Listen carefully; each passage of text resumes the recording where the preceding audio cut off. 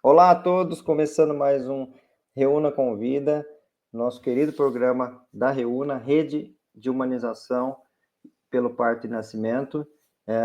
Estamos aqui hoje com um tema muito interessante, que é um tema que pela primeira vez vamos falar aqui no Reúna Convida, que é o tema paternidade ativa. Até estava comentando nos bastidores aqui com os colegas que vão participar, que na Reúna não tinha ninguém muito próximo a esse tema. Eu era o mais próximo de todos dele, por ter uma participação pequena ali como um pai de pet, até tivemos umas risadas aqui, e está muito longe de ser a paternidade, que é a paternidade para os seres humanos. Então, nós vamos falar hoje de paternidade, começando aqui uma série de conversas sobre esse assunto dentro da Reúna e dentro do Reúna Convida. Então, vou apresentar para vocês os nossos convidados que estão aqui. Estou aqui com o Alexandre Coimbra Amaral, psicólogo, palestrante, escritor, terapeuta familiar de casais, autor do livro Cartas de um Terapeuta para Seus Momentos de Crise. Ele aborda as mais diversas temáticas que abrangem o sofrimento humano e suas capacidades de resiliência, dentre elas, resiliência diante de momentos de crise, nascimentos e morte, cultura de paz e educação para a não violência, relacionamento conjugal e familiar e masculinidades em transformação. Seja bem-vindo, Alexandre. Obrigado, querido Braulio. Quanto tempo a gente não se fala, a oportunidade da gente estar junto. Um abraço para o pessoal da Reúna. Obrigado. Estou aqui também com o Humberto Baltar. O Humberto, ele é palestrante, consultor de ESG e DE. Depois você vai explicar o que é isso, tá, Humberto? DEEI, que acho que é diversidade, equidade e inclusão, porque é a mesma sigla que a gente tem no departamento nosso da Reúna. Já me fala se é isso mesmo ou não. Esse DEI é isso? É isso mesmo. Então é a mesma sigla nossa dentro da Reúna. E ele é professor de paternidades pretas na pós-graduação de crianças, adolescentes e famílias do Ministério Público do Rio de Janeiro, professor de inglês técnico na UERJ e professor de ensino fundamental na Prefeitura do Rio, educador antirracista, tradutor, palestrante TEDx e coautor dos livros Seja Homem, Reinvenção de uma Masculinidade em Crise, Desafios de uma Família e Seja Potência Negra. Fundou o coletivo Pais Pretos Presentes com a esposa Tainá Baltar e ajuda anualmente centenas de organizações a implementarem ecossistemas plurais. Seja muito bem-vindo, Humberto. Obrigado, Braulio. É um privilégio para mim estar aqui. Já quero deixar o agradecimento a todos pela oportunidade. Tamo junto. Que bom, muito obrigado. Estou aqui também com meu amigo Tiago Coque. Tiago, ele é pai da Yara e da Nalu e naturólogo, criador do canal Homem Paterno, que eu já sigo faz muito tempo, né, Tiago? E ele diz que desde que se tornou pai, vem se aprofundando sobre temas como masculinidades, paternidade e equidade de cuidados, criando, assim, esse projeto Homem Paterno, que é um baita de um projeto legal que eu sigo já faz um bom tempo. Seja bem-vindo, Tiago. E aí, Braulio, tudo bem? A todos que estão aqui com a gente. Um prazer enorme estar aqui, né, fazendo essa conexão de novo com você, né, meu amigo? Faz parte do projeto Homem Paterno desde o início, quando tudo começou. Você foi uma das primeiras pessoas aí que me acolheu, que me deu colo, né, e que também me orientou, né, tanto nessa parte técnica. Então, é um prazer enorme estar aqui, podendo contribuir, dialogando com você, com o Humberto, que é um grande amigo, e com o Alexandre aí também, que é uma grande inspiração para o meu trabalho, para a minha vida. Então, vamos que vamos. Que bom. E lembrando que eu fiz o curso com você. Eu fui um pai que não tinha filhos, mas eu fiz o curso também, porque eu queria aprender um pouco naquela época, né? E é muito legal. Bom, então vamos lá, gente. Vamos fazer umas perguntas. A pessoa que está acostumada aqui com Reúna Convida já sabe como funciona. Eu vou fazer uma pergunta para cada um dos convidados, uma pergunta já programada aqui para eles responderem. E o que surgir dessas perguntas, das respostas dessas perguntas, a gente faz uma roda de conversas no final para a gente trocar algumas coisas aqui. Bom, minha primeira pergunta vai para o Alexandre, como psicólogo e como pai também, porque uma coisa não exclui a outra, né, Alexandre? As coisas andam todas juntas e entremeadas. Alexandre, eu vi um vídeo seu, dessas centenas ou milhares de vídeos que você tem na internet, em participações de programas e entrevistas e tudo mais. Eu sempre gosto muito de ouvir você falar. Eu tenho frases suas anotadas aqui comigo, inclusive, que eu uso muitas vezes, né? E nesse vídeo você diz o seguinte, que a paternidade, antes de você ser pai, né, você olhava assim, o dia que eu for pai, era como uma espécie de um acréscimo na vida de um homem, né? Então, estava colocando um apêndice ali na vida do homem, só que após virar pai, você percebeu que era um restart na sua vida. Você fala até de um Ctrl-Alt-Del, né? Você fala, coisa virou totalmente. E aí a pergunta que eu tenho é para você, tanto como homem, como pai, mas também como terapeuta, qual que é a sua opinião sobre o impacto positivo e negativo na formação de um ser humano cuidado dentro da paternidade ativa ou, no outro lado, fora da paternidade, sem pai, sem a presença, inclusive, de um pai, né? Os impactos, é aquele tema bem geral sobre esse assuntão nosso aqui. Isso.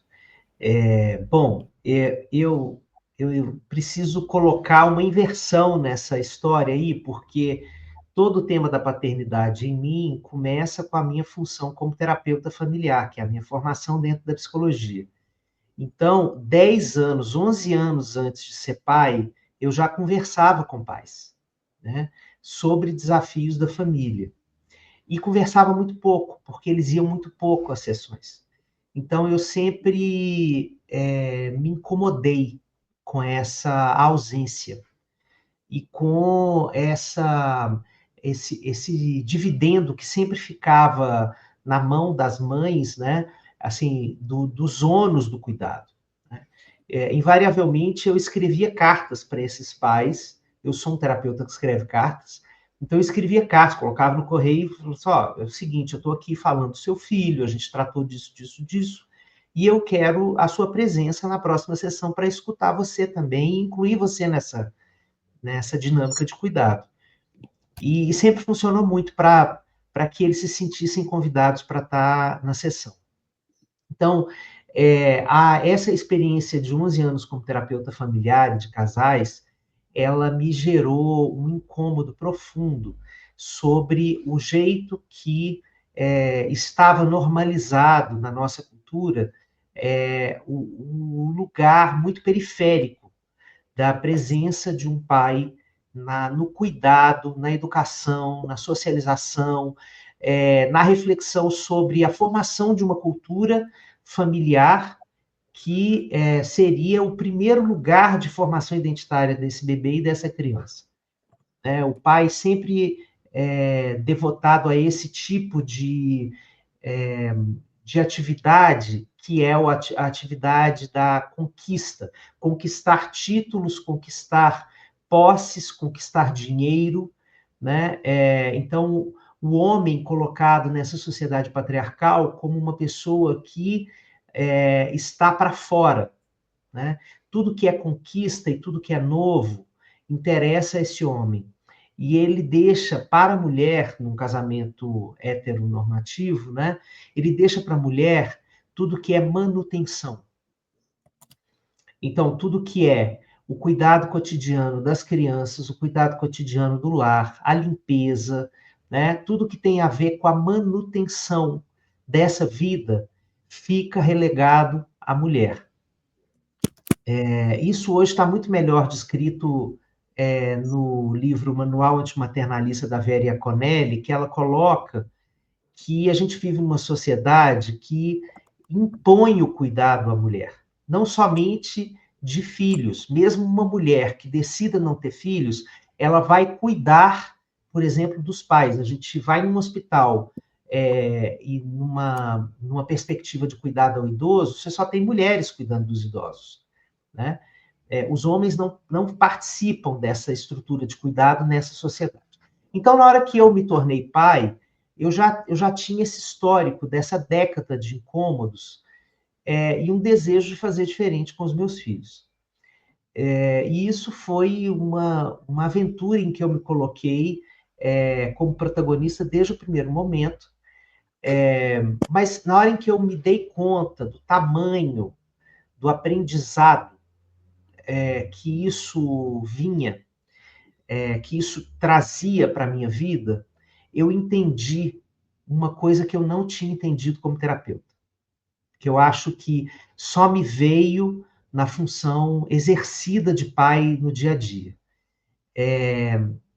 O tanto de camadas da masculinidade que eu precisava me desfazer para aprender a cuidar, foi uma coisa que eu nunca tinha tratado assim com esse pormenor na terapia de família, né? E passei a estudar isso com muito mais ênfase depois do nascimento do meu filho mais velho, que hoje está com 18 anos. Então, eu acho que a paternidade trouxe para mim uma sensação, primeiro, como você trouxe aí uma fala, de recomeço absoluto, né? Eu sinto que antes dos meus filhos eu era um croquis de mim mesmo. Sim, que os meus filhos terminaram de desenhar o contorno, a borda da minha identidade, né? Foi isso que eles me deram, né?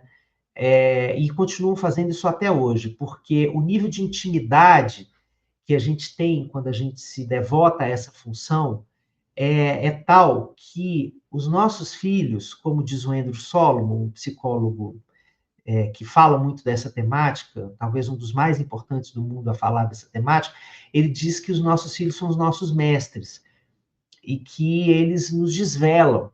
Então, quando você tem uma paternidade exercida sem uma hierarquia de opressão, que domina pelo medo, que silencia, que faz com que eles não consigam se abrir com você, eles se abrem não só sobre eles, mas sobre você, pai.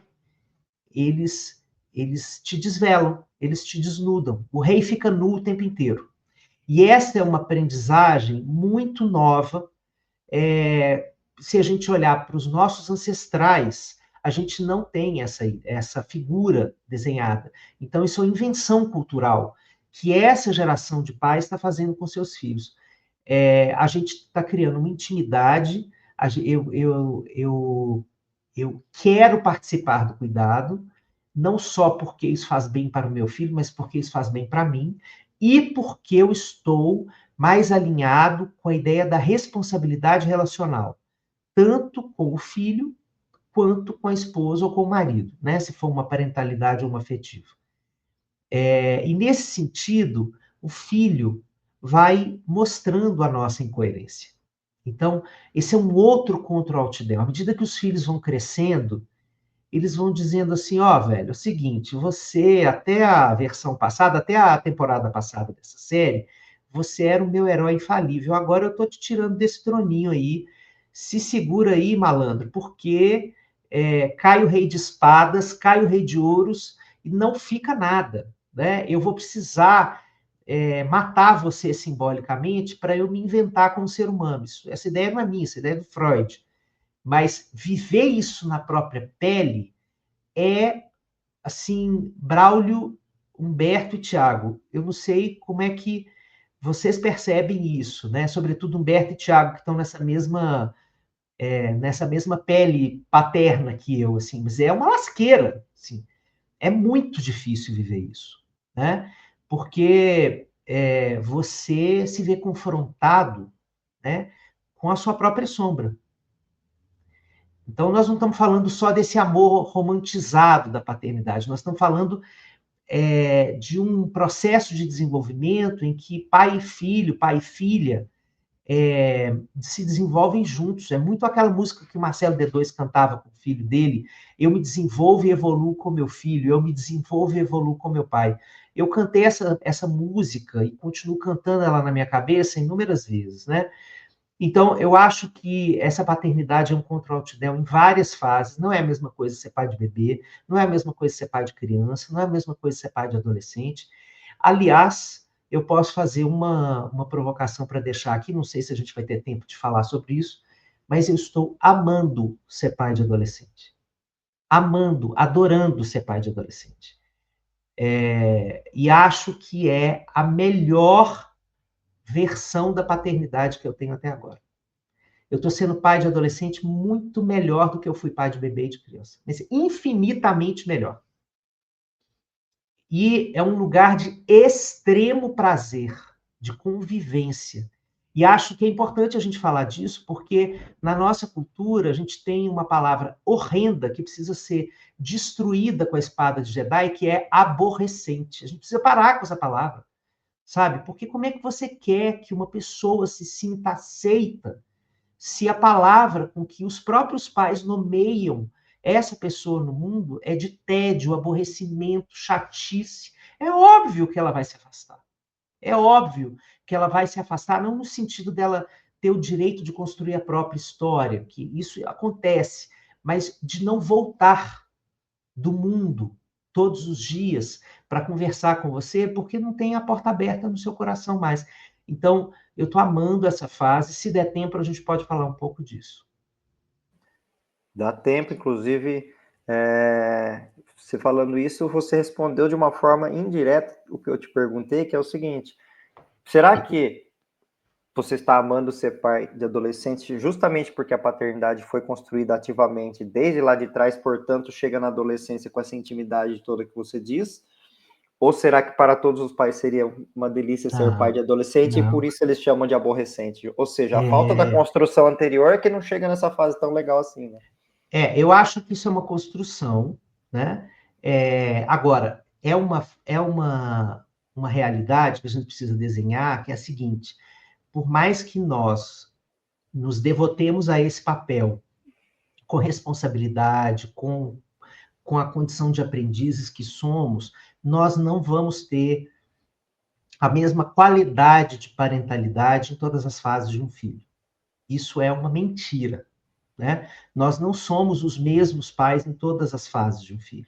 Tem fases que são muito mais difíceis para nós, que pode ter a ver com as nossas feridas pessoais, pode ter a ver com a habilidade pessoal, um determinado tipo de demanda do filho, né?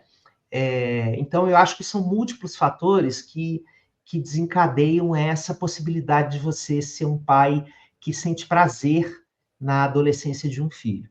Mas, sem dúvida, essa linha do tempo que vai construindo uma tessitura delicada de abertura horizontal para o exercício do poder, né? Porque é uma relação de poder, mas uma relação de poder que você exerce não a partir de premissas autoritárias, e sim de um encontro genuíno e bionívoco entre humanos que estão se desenvolvendo numa mesma casa, no mesmo ambiente, numa mesma fase da vida, com um padrão de intimidade que transcende outras relações da sua história, né? Então, o Andrew Solomon fala que o encontro com o filho é um encontro com o estranho íntimo, né? É uma figura muito íntima da sua vida, mas que você estranha o tempo inteiro, porque ele vai se transformando, ele vai mudando de fase, e aí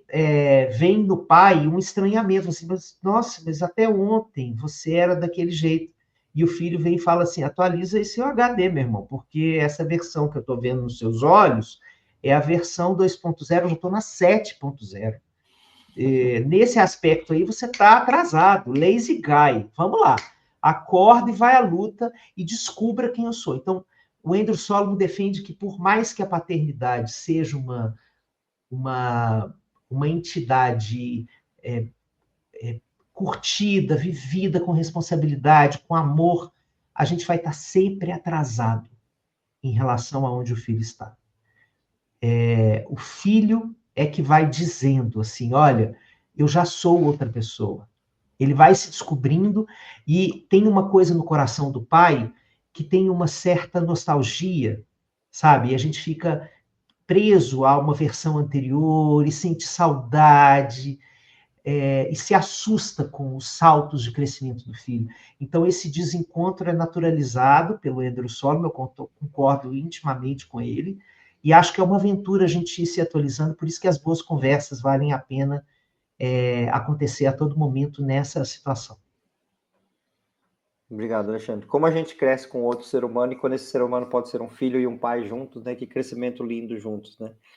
Obrigado. Bom, vou conversar agora com o Humberto, fazer uma pergunta para ele, já pegando alguns ganchos aqui do que o próprio Alexandre falou. Humberto, eu também vi em umas pesquisas que eu fiz sobre algumas falas suas, que você diz assim, olha, ser pai não é apenas aqueles 3 P's tradicionais, que é ser protetor, provedor e procriador, né? Tem muitas outras coisas além dessas. E quais são essas coisas, Humberto? Nossa, primeiramente quero agradecer pela oportunidade de estar aqui, um privilégio poder retornar né, ao Reúna, ao Ciaparto, depois de tanto tempo. Eu tive a chance de falar com vocês lá atrás, em 2022, né, sobre carga mental e masculinidades, então fico muito feliz. Preciso me tornar acessível para que todo mundo possa me ver. Eu sou homem preto, com cabelo black, barba e bigode. Hoje eu estou usando uma blusa cinza. Atrás de mim tem uma parede bege e eu estou com um colar do autismo, né? Porque eu sou um homem autista com TDAH, dislexia, altas habilidades, superdotação. Então, estou com minha carteira de PCD também, de pessoa com deficiência. Esse tema, né, essa pergunta, ela é muito importante, porque a gente aprende, a gente é socializado que ser homem, ser pai, é justamente estar nesse lugar de provedor, protetor e procriador. Porém, esse é um lugar que nos obriga a ficar numa postura de performance o tempo todo. A gente tem que estar com uma postura performática justamente porque ninguém é potência o tempo todo, ninguém é provisão o tempo todo. O homem também precisa de acolhimento, ele também tem inseguranças, medos, fragilidades. E aí como é que faz, né? E essa é a grande pergunta que a paternidade coloca o homem diante dela sem saber o que colocar nesse momento da dúvida. Tanto é que a licença paternidade hoje no Brasil, ela é um momento em que deixa muitos homens completamente perdidos. Por quê? Porque o homem não é socializado para cuidar. Aí, de repente, dizem que ele vai ficar em casa alguns dias por conta do nascimento de um filho. Mas ele não foi socializado criando o bebezinho ali, dando banho, ele não foi socializado nem cuidando dos irmãos menores, e aí, de repente, a empresa diz que ele tem 5 dias para ficar ali com o filho. Muitos homens acham esses 5 dias muito tempo e querem voltar com 2, porque nem sabem o que se faz com esses 5. E aí a gente vê a lei, a gente tentando propagar esse tempo para 30 dias, 60 dias, e fica muito homem aí, pô, mas o que eu vou fazer com esse tempo todo em casa? É perdido. Por quê? Porque não existe repertório para o cuidado acerca do homem. E aí, respondendo a pergunta, que paternidade é essa que está para além do protetor, do provedor e do procriador, né? Em que o homem é obrigado a performar segurança e que não quer ser, de maneira alguma, associado ao fraco, ao frouxo e ao frágil, né? Que esse lugar é onde o homem se vê quando está com um recém-nascido ali na mão. E o medo daquele umbigo ali pendurado com curativo, e o medo da própria criança escorregar das mãos na hora do banho, são vários os medos e várias as razões que esse homem entende que ele tem que camuflar tudo isso que está sentindo, porque a sociedade diz que ele é o cabeça e não a cauda, que ele é o profeta da casa, se for um homem cristão, por exemplo, como eu, e essa pressão para performar é ainda maior. E a paternidade, ela me levou a esse lugar de investigação, porque eu entendi que, diante dessas inseguranças que eu tinha, eu não sabia se eu ia conseguir ser um homem afetuoso com meu filho, porque eu não tive um pai afetuoso, tive um pai provedor. Então, a minha dúvida era, como é que eu vou ser carinhoso e afetuoso se eu não recebi isso? E aí eu busquei outros modelos de masculinidade e paternidade que estão além desses 3 P's e descobri na ancestralidade africana. E foi incrível, porque eu encontrei outros modelos de paternidade baseada em cuidado, baseada em afeto, baseada em proximidade. E aí eu pude ver que a gente pode existir fora desse modelo que dão para gente. E, inclusive, esse foi o tema da minha aula no Ciaparto em 2022, que foi a carga mental e a sobrecarga que a mulher recebe diante da nossa ideia de masculinidade. E aí eu trago justamente o que outras culturas falam sobre masculinidade. Então, por exemplo, o povo da Gara de Burkina Faso tem essa ideia de que o homem vai paternar, vai cuidar desse bebê, dessa criança, e a mulher vai ter esse papel, por exemplo, de trazer a provisão, de ir buscar água, de ir buscar, né, o mantimento. Então, não existe esse papel rígido de gênero. Então, conhecer outros modelos de masculinidade e paternidade é algo que permite ao homem ampliar a sua visão. E quando eu percebi isso, a minha própria paternidade, ela foi desafiada, porque o meu filho, com 2 anos e meio, foi diagnosticado no espectro do autismo, e isso trouxe vários desafios para mim. Então, eu pude perceber que não dava para eu atender tudo que o meu filho precisava sendo apenas um professor, que era o que eu era quando ele nasceu. Eu percebi que eu precisava ser um educador. Por quê? Porque a ancestralidade africana ensina que não existe paternidade de filho biológico apenas. A paternidade, ela se estende por toda a aldeia, por toda a comunidade.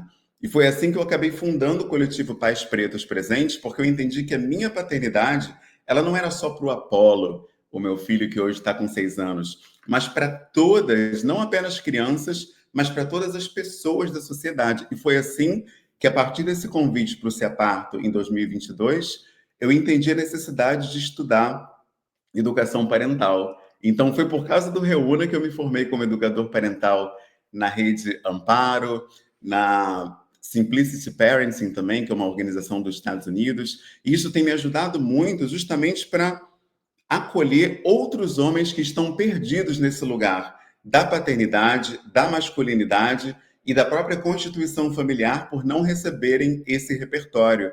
Então, hoje, por exemplo, quando eu faço um trabalho junto ao Ministério da Saúde, explicando para esses colaboradores que atendem diretamente lá as famílias na unidade básica de saúde para falar com aquele homem rude, humilde, que não teve informação alguma sobre cuidado, que vão falar com esse homem sobre parto, puerpério, pré-natal do parceiro, que é um material que o Ministério da Saúde oferece, mas que o homem não tem repertório para lidar, né? O homem não tem repertório para saber o que fazer nesse pré-natal, o que fazer no puerpério, qual é o papel do homem, por exemplo, no aleitamento, né? São pautas que não são debatidas, nem na política pública.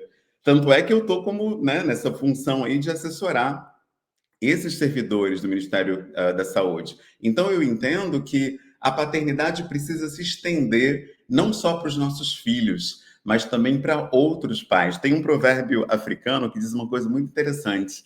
Ele diz que nós herdamos a terra dos nossos filhos. A primeira vez que eu vi esse provérbio, eu falei, pô, não faz sentido. Os filhos que herdam a terra dos pais. Mas aí foi exatamente o que o Alexandre estava falando. A gente vai descobrindo o mundo, descobrindo até mesmo nós próprios através dos nossos filhos, a cada nova versão deles. Se hoje eu posso ter uma carteira de pessoa com deficiência, se hoje eu sei que eu sou um homem autista, eu devo isso ao meu filho Apolo. Se não fosse o diagnóstico dele, eu nunca saberia que eu também sou autista. Eu descobri através do meu filho. Então, esse vínculo entre pai e filho é essencial, não apenas no aleitamento, porque vai ajudar a mulher a produzir ocitocina, a lidar melhor com aquelas dores no mamilo, a trocar também, né, os turnos de cuidado para que essa mulher possa descansar, não apenas nessa esfera, mas também na esfera do autoconhecimento, da autovisitação, da ressignificação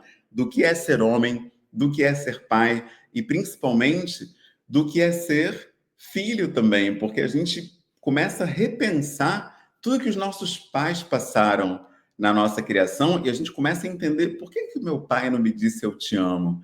Por que o meu pai não teve esse vínculo afetivo comigo? Será que era porque ele é um homem distante, um homem cruel, que não tem afeto? Ou será que é uma construção cultural? A gente começa a recontextualizar tudo e liberar até perdão, né, para os nossos próprios pais, que muitas vezes não tiveram essa postura afetiva, calorosa, intimista, que a gente entende que deveria ser ideal de um pai e de uma mãe, mas eles não tiveram acesso a esse repertório. Então, essa paternidade que a gente chama de ativa, ela precisa se estender para toda a sociedade, para toda a comunidade, e ser uma paternidade sistêmica, né? Ela precisa se estender a toda a sociedade. Então, fazer rodas de homens, coletivos paternos é algo fundamental e também atuar junto com a política pública, como a Reúna já faz. Eu me vi também nessa necessidade de estar junto com a Secretaria Municipal de Educação, com o Ministério da Saúde. A gente precisa estender esse ecossistema do cuidado, porque falta muito repertório. Então, para ir além desses 3 P's, requer contato, conexão e principalmente comunicação com outros pais e outros setores da sociedade. Aí sim a gente descobre que essa paternidade vai muito além dessa família nuclear que nem existe na ancestralidade africana. Bom demais, Humberto. E a gente fica pensando em muitas coisas, inclusive nesse perdoar o passado, né? Porque muitas vezes a gente culpa o nosso pai, né? A gente fala, por que meu pai não fez tal coisa? E aí é importante entender tudo isso, né? Achei muito legal essa visão da paternidade geral, né, da sociedade como um todo, né? Todos somos pais ou mães da sociedade como um todo, e você pegou num ponto aqui que eu até vou deixar um gancho para depois numa outra versão aqui para falar do pré-natal do parceiro, porque é algo que eu sinto nas consultas quando eu atendo os casais, que eu falo, então, é o pré-natal de vocês dois, então, e o cara, como assim meu pré-natal também, né? Todos, eles têm esse espanto, falam assim, o pré-natal é meu também, eu achei que era a consulta dela, o cara fica no celular lá durante a consulta, falando, então, o pré-natal é seu também, né? Inclusive, vamos ver os exames que a gente vai pedir para você, exames para mim, mas eu não estou grávido, né? E tem uma lista de exames a ser feito, já que a única oportunidade dele ir no médico, às vezes, é nessa hora que ele está indo no pré-natal, né? Mas é isso, Humberto. Que legal, muito boa sua fala, obrigado. Vai ajudando, inclusive, pessoas como eu, que não tem essa paternidade vivida como pai, mas tenho como filho, como meu pai, né? A gente fica refletindo muita coisa. Muito Maravilha. bom, obrigado, Humberto. Vou fazer uma pergunta agora para o Tiago. O Tiago me mandou recentemente um artigo que ele publicou, inclusive, no Instagram dele, com uma manchete: o cuidado paterno impacta o desenvolvimento positivo da criança, né? E aí, nesse artigo, está dizendo que o seguinte, que ele é um estudo longitudinal de larga escala, feito em 2023, do Japan Environment and Children Study, que é um grupo japonês de estudos feito com 28.050 crianças. E aí, em resumo, o que esse estudo identificou? Que houve uma redução, né, quando existe uma paternidade ativa, houve uma redução de 24% no risco de atrasos motores, quando os pais estão altamente envolvidos nos cuidados desde os 6 meses, uma melhora significativa em habilidades de resolução de problemas e competências pessoais, sociais essenciais para a autonomia infantil, e um efeito indireto via redução do estresse materno. Pais presentes diminuem a sobrecarga das mães, criando um ambiente mais equilibrado para o desenvolvimento cognitivo e emocional da criança. Por que isso tudo é revolucionário, Tiago? E tudo isso baseado em evidências, que é uma das coisas que a gente bate bastante na tecla dentro do tema humanização do parto e nascimento. Temos evidências científicas para respaldar isso aqui. Na paternidade também tem evidências científicas, né? E por que tudo isso é revolucionário, Tiago? Sim, muito bom. Bom, só de ouvir o Alexandre e o Humberto aqui agora, né, me fico até emocionado, na verdade, porque são duas pessoas que fazem parte da minha paternidade, literalmente, né, tanto em questões de estudos como inspiração. Então é uma grande honra estar aqui com vocês, junto com você, né, Braulio? E eu acredito que, bom, acho que um primeiro ponto importante de trazer é que, infelizmente, existem poucas pesquisas quando a gente fala em paternidade, né? Então, diante de um cenário, vamos dizer assim, trazendo um paralelo com a maternidade, eu acho que existem poucas pesquisas que olham de forma profunda para a paternidade, dentro dessa perspectiva equitativa, né, olhando para esse homem como um responsável pelo cuidado primário, né, pela essa figura de apego primário. Então, eu estou buscando, inclusive, levar essas pesquisas mais recentes, justamente porque eu encontro na minha jornada muitas pessoas, e principalmente pais, com dúvidas, né, sobre o que a gente fala aqui, né? Então, o próprio Alexandre e o Humberto trazendo essas referências, né, desse provedor, desse procriador, e esses homens, mesmo da atualidade, por mais que a gente esteja aí vivenciando um movimento, acho muito bonito, até organizado, né? Estamos aqui falando sobre paternidade, mas é um movimento muito pequeno e lento diante das dores de quem carrega o piano, né, principalmente as mulheres. Então, por isso que eu gosto de trazer também, né, esses estudos para mostrar algo que a gente já vem debatendo, na verdade, né? Esse estudo, por exemplo, do Japão, ele traz ali uma importância, né, no desenvolvimento do bebê, mas também nessa sobrecarga materna, mas é algo que a gente já vem falando. E os estudos que a gente vem verificando, eles acabam se tornando quase que redundantes. Eu não sei se o Alexandre ou o Humberto estão tendo acesso a outros tipos de assuntos, mas a minha percepção é que as pesquisas acabam praticamente no mesmo consenso. Precisamos de mais pesquisa. Mas sempre trazendo ali os impactos que a gente já vem observando de forma empírica no nosso cuidado, né, com os profissionais que estão atuando, com os pais, com as famílias, né, ouvindo essas mães, tanto essas mães que vivenciam uma ausência desse cuidado paterno, quanto as mães que vivenciam uma presença desse cuidado paterno, né? Onde ele tem um impacto muito positivo no desenvolvimento dessa criança, mas eu trago sempre, daí dentro de uma visão do lugar profissional, que é focar justamente no papel do homem na gestação, parto e puerpério, né? Nessa importância desse homem como um cuidador primário, né? E aí vai ao encontro, quando eu falo nesse cuidador primário, essa perspectiva de fazer esse resgate desse aspecto humano, que não está relacionado a gênero, né? Que é o cuidar. E como isso realmente traz uma transformação a nível individual, né, para esse homem que vai adquirir novas habilidades. Eu costumo falar que hoje eu faço coisas com a mão esquerda que eu não fazia antes, né? Então, né, justamente porque a gente tem que ganhar novas possibilidades, né? Enfim, estar segurando uma criança com uma mão, fazendo outra coisa com a outra, mas também um repertório afetivo, emocional, né? Eu consigo hoje em dia nomear sentimentos que eu não sabia. Eu não sabia distinguir o que era uma ansiedade, uma angústia. Eu também acessei sentimentos, eu acho que eu nunca acessei na vida, pelo menos na intensidade que eu acessei. E um deles é a raiva. Eu senti raiva várias vezes da minha filha, de forma mais intensa que eu senti por qualquer outra pessoa da minha vida. E é muito louco falar isso, né? E sentir isso, daquele bebê que está ali naquela madrugada, né, totalmente inofensivo, mas aquele choro, né, vai me colocando num lugar de total vulnerabilidade, falta de repertório, e eu querendo dormir, obviamente, e aquele sentimento de raiva, ele se sobrepõe.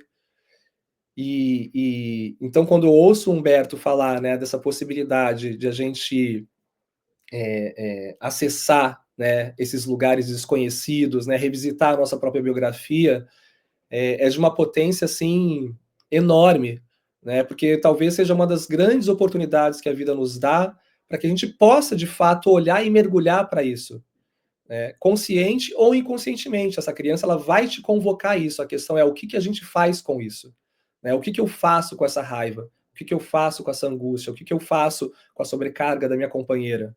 Então, eu acredito que nós, enquanto pais, aí trazendo novamente aqui para o início da vida, e eu trago sempre esse ponto, porque eu acredito que talvez uma das grandes gatilhos de transformações esteja nesse momento do início da vida, na participação do homem desde a gestação, né, buscando conhecimento. Então, eu bato muito nessa tecla da necessidade de nós homens enxergarmos a busca por conhecimento como uma responsabilidade paterna. Afinal de contas, a gente se prepara para os grandes desafios das nossas vidas, né? Se você vai prestar um vestibular, você vai fazer uma prova do Detran, vai fazer uma entrevista de emprego, né? A gente se prepara, a gente estuda. E aí sempre que eu pergunto para um homem qual é a coisa mais importante da sua vida, para os homens que são pais, a maior parte deles dizem que são os filhos. Por que a gente não se prepara para isso? Por que eu não busco conhecimento sobre quais são as principais características de cada trimestre da gestação, sabendo que a gestação eu já sou pai, já tenho responsabilidade diante dessa experiência humana que é a gestação, né? Por que eu não sei qual é o meu lugar na hora do parto, quais são as fases de um trabalho de parto, né? O que é um puerpério? Então, eu acredito que isso seja uma grande responsabilidade, e essas pesquisas, eu acredito que elas são fundamentais para que a gente possa ampliar a nossa discussão, né, através de uma perspectiva científica, né, sair um pouco também só dessa percepção empírica ou de outros estudos que atravessam a psicologia, a psicanálise, mas também trazer dados, né? Então, eu sempre estou de olho, né, nessas plataformas, né, que publicam as pesquisas, buscando ali, eu encontro cada coisa também assim que fala, gente, esse pesquisador aqui está viajando demais, né? Mas eu acho que é revolucionário o que a gente está fazendo aqui, sabe? Estar conversando sobre paternidade, sobre masculinidades, e eu vejo isso no meu dia a dia através da rede de apoio do Projeto Homem Paterno. Hoje tem mais de 1.200 homens. Humberto Baltar faz parte, eu também faço parte. A gente costuma falar, né, Humberto, que a gente faz parte de uma gangue, então a gente está sempre, né, aí conversando, dialogando, ocupando esses espaços, aprendendo um com o outro. Mas eu ouço muito desses pais que estão vivenciando a paternidade através, né, dessas redes de apoio, o quanto é potente quando a gente se junta, né, enquanto homens, né, dentro desses espaços éticos, seguros e acolhedores, para falar né, dessas questões, além de compartilhar promoção de fralda, mas também compartilhar dúvidas, né, angústias, anseios, né, desde que eu faço quando a minha companheira está com uma fissura no seio e ela não está conseguindo amamentar, qual é o meu papel nessa hora, né? Qual é a linha entre encorajar ela a seguir com a amamentação, né, ou falar para ela ir para uma fórmula, né, que pode ser uma violência contra essa mulher, mas ao mesmo tempo eu vejo que ela está sofrendo, então esse cara se coloca num lugar de muitas vezes de incapacidade diante do que a vida está apresentando para ele, né? Então, eu sou, assim, eu vivo para isso, né? As minhas filhas, elas me convocam diariamente a estar aqui fazendo isso, estudando, olhando, me provocando outros homens também e estudando, porque para mim o conhecimento, ele teve um papel na minha vida muito importante, e faz parte, eu acho, da construção do projeto Mãe Paterno, porque eu vi que meu relacionamento, principalmente quando a Yara estava com quase 1 ano de idade, eu vi que meu relacionamento ele estava se dissolvendo, né? E eu não sabia o que estava acontecendo. Eu não sabia o que estava acontecendo, eu não conseguia enxergar. É como se fosse uma outra lente. Eu só fui descobrir a palavra puerpério quando a Yara já estava com quase 1 ano e meu relacionamento estava acabando, né? E aí eu me reconheço em um lugar de total incapacidade, de uma dificuldade de empatizar com a minha companheira, porque eu não sabia o que estava acontecendo com ela, por mais que ela falasse para mim, era muito distante, né? Era muito distante toda essa crise identitária que hoje eu enxergo, acho, com maior transparência, mas naquele momento era um cenário muito nebuloso. Então, a partir daquele momento, eu começo a buscar conhecimento e eu vi como esse conhecimento ele foi como se fosse uma grande ponte para a empatia. Como se realmente eu tivesse, a partir daquele momento, trocado a minha lente e não que tenha resolvido todos os problemas, né? Como o próprio Alexandre falou, a gente vai se reinventando à medida que essas crianças vão crescendo, à medida também que tanto, enfim, os cuidadores também vão vivenciando, vão se transformando dentro dessa parentalidade, dessa relação conjugal também. Eu sou um outro Tiago, de quando a Bruna engravidou, a Bruna também é uma outra mulher, e a gente vai ter que se reinventando diante dessas novas dinâmicas. E então eu sou, enfim, falei pra caramba aqui, mas eu sou um grande defensor, assim, né, do conhecimento como uma responsabilidade paterna. Eu acho que é uma das coisas que eu mais bato assim na tecla, eu falo, cara, tudo bem, existem 1000 possibilidades de paternar, eu acho que não existe um único caminho, pelo contrário, existem múltiplos caminhos para se paternar, mas é importante você saber o que é uma introdução alimentar. É importante você saber, né, quais são os picos de desenvolvimento, é importante você saber o que é o puerpério. Isso é uma responsabilidade. Isso é uma responsabilidade. E, inclusive, isso não te torna nenhum paizão, né? Isso não te torna um grande pai, né? E esse é até uma provocação que eu sempre estou fazendo para os homens, porque, até citando o Túlio Custódio, que ele faz o prefácio do livro da Bell Hooks, né, ele traz que as masculinidades, todos os estudos e as pessoas que falam, enfim, a sociedade ainda está num campo muito mais estético do que ético, né? E eu vejo isso acontecer, eu vejo muitos pais ainda já entenderam que precisam fazer diferente, eles já entenderam isso, já entenderam que existe uma urgência, mas ainda está muito mais no campo estético. Ainda falta a determinação e uma palavra que eu tento ressignificar para esses homens, que é a coragem.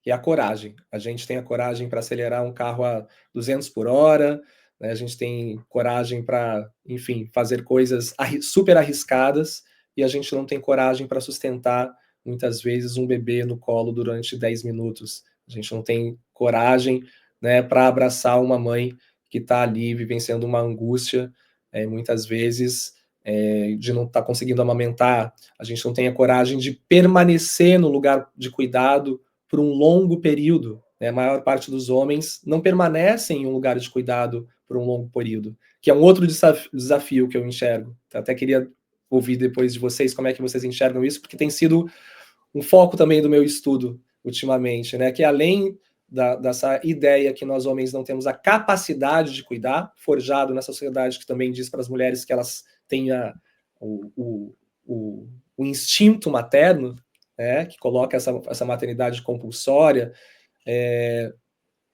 Além disso, também tem a nossa questão de não sustentar esse lugar de cuidado por um longo período. Então, a gente tem dados aí, por exemplo, de 80%, acho que cerca de 80% de pais com doenças raras no Brasil abandonam suas crianças. Então, a gente está falando tanto dessa questão dessa ideia de os homens não serem capazes de cuidar, mas esses homens também, quando passam a cuidar, também tem um grande desafio em permanecer nesse lugar de cuidado por um longo período. E é um desafio que eu vivencio também aqui no meu dia a dia, que é uma provocação. Quando eu realmente estou ali cansado, exausto, as crianças demandando aqui, a casa está um caos, a vontade que me vem é de sair correndo. E o pior é que está autorizado. Eu poderia sair correndo. E é o que muitos homens fazem também. Muito bom, Thiago. Uma frase que me veio muito aqui quando você estava falando é que o conhecimento liberta, pegando até uma frase do Eduardo Moreira, que eu gosto muito dele. Eu acho que o conhecimento liberta para todos, para os pais, principalmente que ficam nessa sombra do conhecimento, muitas vezes, às vezes vão aprender só lá na frente, ou nem vão aprender, ou vão sair correndo, E falando disso tudo, tem uma frase numa música do Lenine que eu gosto muito, que ele diz: éramos poetas loucos, místicos, éramos tudo que não era ação, agora são com dados estatísticos os cientistas que nos dão razão, Então tem coisas que são óbvias, mas que tem que ser provadas em estatísticas para as pessoas terem razão. Nós vamos ter mais pouco tempo para terminar agora aqui, porque a gente falou bastante, foram bastante trocas aqui, e então nós vamos já diretamente para uma conversa rápida e considerações finais, até porque o combinado foi que a gente já terminaria no horário aqui, porque eles têm responsabilidades paternas agora, logo mais, o Thiago vai buscar as filhas na escola, então está todo mundo com os horários apertados aí pela questão dos filhos. Alexandre, o que você tem a dizer sobre tudo isso? Você liga o microfone. Desculpe, eu quero salientar o caráter, como muito bem Humberto disse, sistêmico dessa transformação da identidade masculina a partir da paternidade. Porque quando você se autoriza a abrir os seus canais afetivos ligados a essa responsabilidade relacional com os filhos, com a companheira e com a família, você também abre canal afetivo para aprender com outros homens, que é o trabalho que estes dois homens lindamente fazem, cada um nos seus espaços de pertencimento, abrindo essa possibilidade da gente construir uma comunidade de afetos entre homens adultos. Isso é raríssimo, Eu também faço um trabalho com um grupo terapêutico de homens há 8 anos, gratuito, online, e eu sei o quanto esses espaços eles são raros ainda na nossa cultura, muito nichados. Um monte de gente olha para a gente e canta aquela música do Renato Festa, estranha, com gente esquisita, eu não estou legal, e a gente sustenta a nossa esquisitice e vai conquistando afetivamente esses espaços nessa insistência, mas eu quero dizer, assim, de como eu saio dessa conversa profundamente impactado pela beleza da vida e da arte desses dois, Tanto Humberto quanto o Thiago, eles guardam uma coerência, e eu acho que a paternidade, ela tem sido um lugar de transformação das nossas incoerências masculinas, Através desse afeto, o homem tem olhado para suas incoerências e podido fazer transformações com um salto qualitativo que dá à própria vida uma outra envergadura de possibilidades, Porque quando a gente se sente mais coerente e quando a gente se sente mais expandido na alma, a gente cria mais possibilidades existenciais.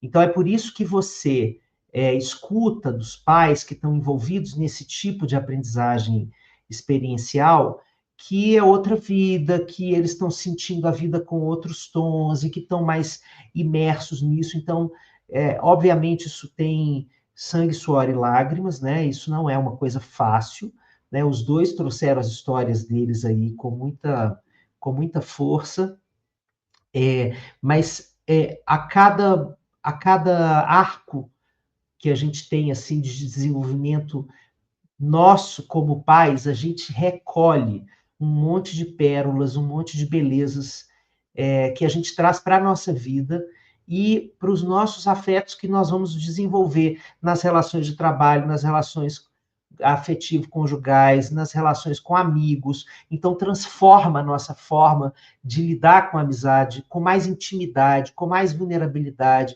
podendo chorar no ombro de outro homem, podendo abraçar a dor de um outro homem adulto. Então, eu sinto que a paternidade ela tem construído exatamente sistemicamente a primeira gota daquela pedra que cai no rio e que forma aqueles círculos concêntricos que vão transformando a identidade social desse homem de uma forma indelével. Bom, então eu vou precisar sair um pouquinho mais cedo. Eu agradeço demais a possibilidade de ter aprendido com vocês aqui hoje. Alexandre, obrigado por estar aqui com a gente. Muito obrigado mesmo. E fica aí um convite para próximos temas aí, para a gente Sem dúvida. desenrolar essa história toda. Obrigadão, viu? Obrigado. Valeu. Bom, o Thiago também tem um horário, né, Thiago? Mas eu tô dentro do horário ainda. Você tem mais 15, né? Exato.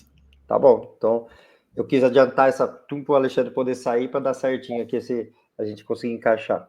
Bom, e aí, considerações sobre tudo isso? Olha, gente, eu saio daqui sempre ótimo, parece que eu sempre estive aqui, né? Quando eu falo sempre, né? Mas, na verdade, eu sempre estive aqui entre vocês, né? Não dessa forma organizada, todos nós juntos, nesse ambiente, mas eu conheço todos vocês há algum tempo, todos vocês fazem parte da minha vida, e eu gosto de falar sobre isso, porque a minha paternidade, ela é composta por múltiplas paternidades, né? E além das minhas referências paternas, que compõem a minha paternidade, mas eu acredito que as minhas principais referências de paternidade hoje em dia, dessas que eu acredito realmente no seu paternar, né, na sua forma de ser e de estar, são os meus amigos, né, pessoas que eu venho, relações que eu venho construindo, e o mais louco que não são amigos que estão no meu dia a dia, né, são amizades que a gente vai construindo, que eu venho construindo pela paternidade, e pelo propósito. E isso é muito bonito, porque eu acho que perpassa as relações físicas, né? A gente está unido por algo comum, né? Que aí eu penso muito em legado, sabe, Braulio e Humberto, e todos vocês que estão ouvindo a gente, né? A minha paternidade, e o Humberto traz isso, né? Ele falou isso, não é só sobre eu e as minhas filhas, eu e a minha companheira, eu penso como um legado, né, de uma transformação social, pensando qual é o mundo que eu estou construindo para as minhas filhas. Se um dia as minhas filhas forem mães, né, como é que vai ser esse mundo para os meus netos? Como é que vai ser o parto da minha filha? Né, se a gente está falando dentro desse universo, né, como é que ela vai, será que ela vai ser respeitada na hora do parto? Será que vai ter um companheiro, uma companheira que vai estar oferecendo esse suporte para ela em vários aspectos, né? Essa criança, ela vai se desenvolver em que mundo? Então, eu fico muito sempre pensando nisso, sabe? Que tudo que a gente está fazendo aqui, até meio que de forma paliativa, eu não sei se faz sentido às vezes para você, né? Quando eu falo com os homens adultos, né? Eu falo, cara, a gente já tem um histórico, tem pouca capacidade de mudança ali, né? Diante de toda uma biografia, né, de traumas, de históricos, de outras referências. Mas os nossos filhos, as nossas crianças, essas crianças, elas estão vindo aí com uma possibilidade realmente de transformar esse mundo, mas através do nosso cuidado, através da nossa presença, do que a gente está fazendo hoje. A minha filha, eu acho que ela não... Ninguém precisa falar para ela que o homem pode cuidar. Ninguém precisa falar para ela que o homem pode lavar louça, que o homem pode cozinhar, que o homem pode dar afeto, que o homem pode abraçar outro homem, que o homem pode beijar outro homem, né? Ninguém precisa falar isso para ela. Ela vê. Ela acharia estranho o contrário, né? Ela acharia estranho o contrário disso, porque ela está acostumada com isso, com você. Né? Exatamente. Então eu acredito muito nisso. E esse é um aprendizado que eu adquiri com o Bruno Vilas Boas, que é um pai também, num evento pai, acho que não sei se o Humberto estava, quando a gente perguntou, nunca mais eu esqueci, acho que o Humberto já ouviu falar isso várias vezes, porque eu sempre falo essa frase, mas é que ela permanece no meu dia a dia, assim, na forma que eu vejo o mundo para as minhas filhas e onde eu quero que elas estejam inseridas, né? Foi perguntado para ele como que a gente prepara nossos filhos para a diversidade. E aí ele diz que a gente tem que criar nossos filhos na diversidade, né? Na diversidade de pessoas, na diversidade de culturas, na diversidade de hábitos, né? Então, isso para mim marcou, ficou uma tatuagem, né, na minha mente, no meu coração, de como eu preciso me mover nesse mundo e tentar conduzir dentro do possível as minhas filhas, né? Então, o que eu faço hoje é para o futuro, né? Pensando nesses homens, obviamente, porque quando eu tô com esses caras e eu vejo as transformações no presente, né? Quando esses homens estão ali acolhendo, tanto nos momentos lindos, né? De aquisição, de amor, mas também da dor, né? Das noites mal dormidas, mas quando eles chegam e se encontram, quando esses homens se encontram e compartilham, né, dessas mesmas angústias e sentem pertencentes a esse espaço, eu vejo a potência, né? Eu vejo a potência e aí vai quebrando essas cascas, essas camadas, né, do que a gente veio falando, né, principalmente o Humberto e o Alexandre trouxeram nesse início dessa nossa conversa, né, desse homem rígido, desse homem que tem que sustentar essa caixa que é insustentável, né, e que nos blinda, inclusive, da possibilidade de a gente amar, né, de a gente cuidar.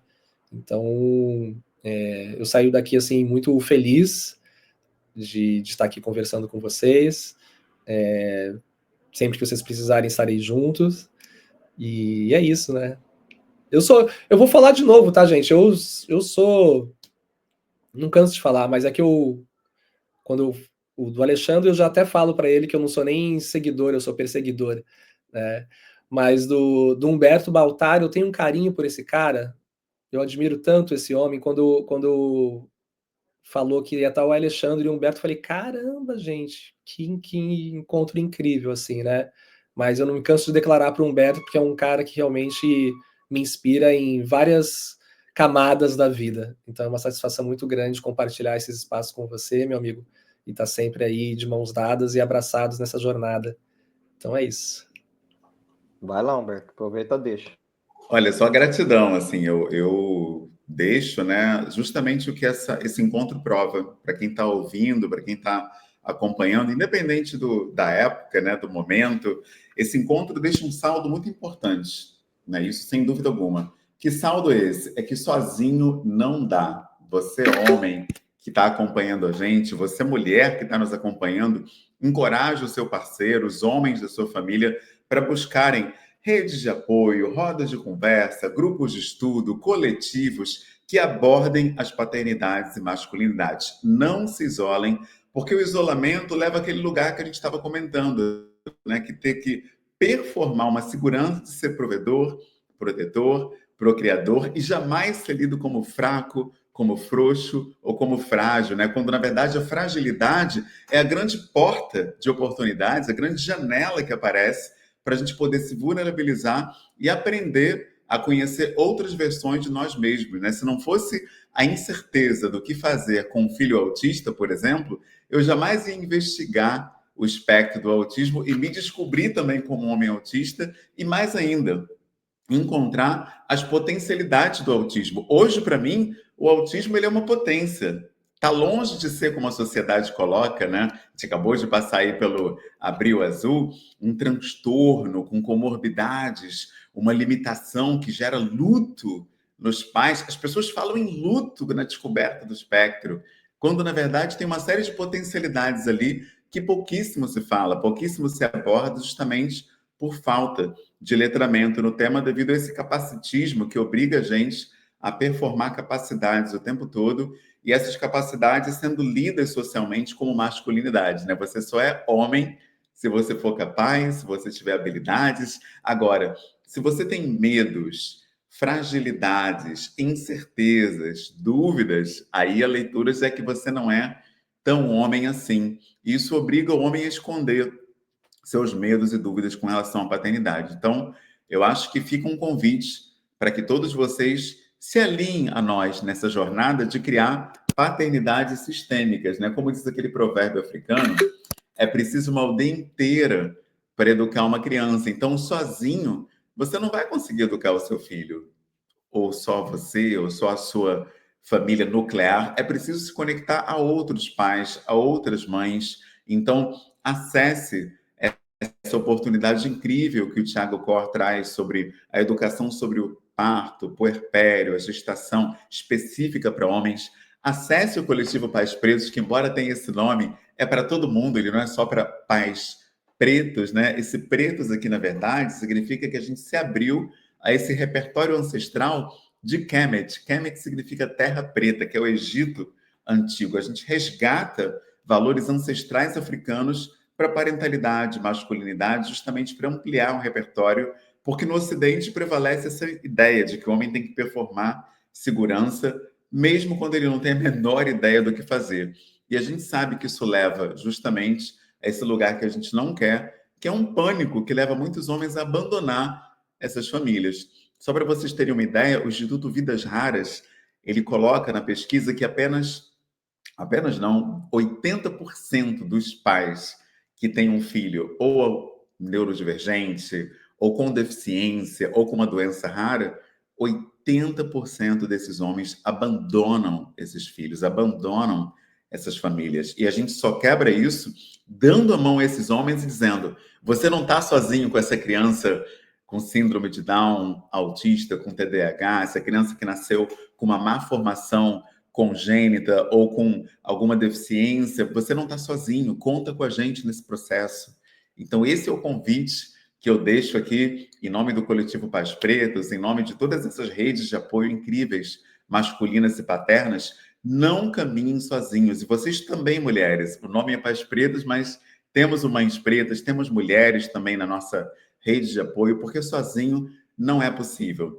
A família precisa ser aldeia, precisa ser quilombo. Por isso que eu falei que não existe o conceito de família nuclear na ancestralidade africana. O núcleo é todo esse planeta, né? Todos que precisamos caminhar juntos para, de fato, termos famílias inclusivas, acolhedoras e amorosas.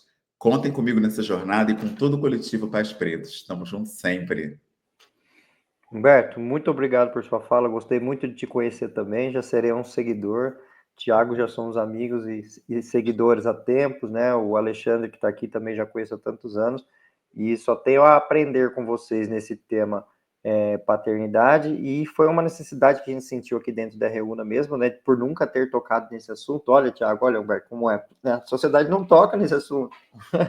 Então, nós da Reúna há 32 anos, como ativistas da humanização do parto e nascimento, pouco se fala de paternidade, e a ideia é que a gente comece agora desse start, né? Esse aqui foi uma semente plantada desse assunto dentro da Reúna, porque não basta pensarmos apenas na humanização do parto e nascimento, e aliás, né, Tiago, gestação do parto para homens, está tudo envolvido ali dentro, né? O homem e a mulher dentro desse cenário, quando é um casal heteronormativo, mas também na paternidade, porque para nós que trabalhamos com assistência ao parto, o bebê nasceu, acabou ali, né? Mas a sociedade continua dali para frente, né?